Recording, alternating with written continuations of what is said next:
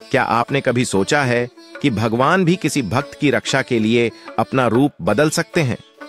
आज हम आपको बताएंगे विष्णु पुराण की एक ऐसी ही अद्भुत कथा जिसमें भगवान विष्णु ने अपने भक्त की रक्षा के लिए नरसिंह अवतार लिया।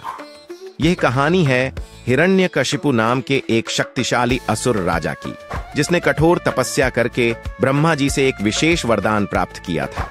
उसने मांगा था कि उसे न कोई देवता मार सके, न मनुष्य, न पशु, न दिन में मृत्यु हो, न रात में, न घर के अंदर, न बाहर, न धरती पर, न आकाश में। ऐसा अजेय वरदान पाकर हिरण्यकशिपु अत्यंत अहंकारी हो गया और सारे संसार पर अपना आतंक फैलाने लगा। लेकिन हिरण्यकशिपु के पुत्र प्रहलाद ने अपने पिता के विपरीत भगवान विष्णु की भक्ति को अपनाया।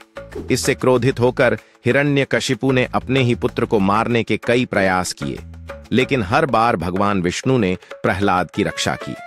एक दिन जब हिरण्यकशिपु ने प्रहलाद से पूछा कि उसका भगवान कहाँ है, तो प्रहलाद ने कहा कि वह सर्वव्यापी है, यहां तक कि इस स्तंभ में भी।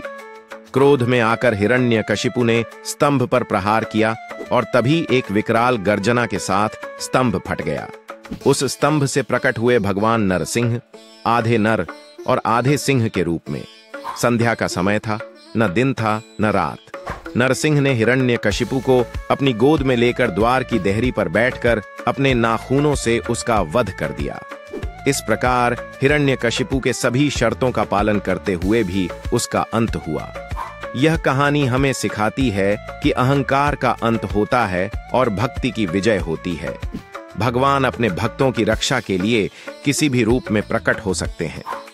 नरसिंह अवतार दर्शाता है कि ईश्वर की शक्ति अनंत है और वे अपने भक्तों की रक्षा के लिए नियमों को भी तोड़ सकते हैं।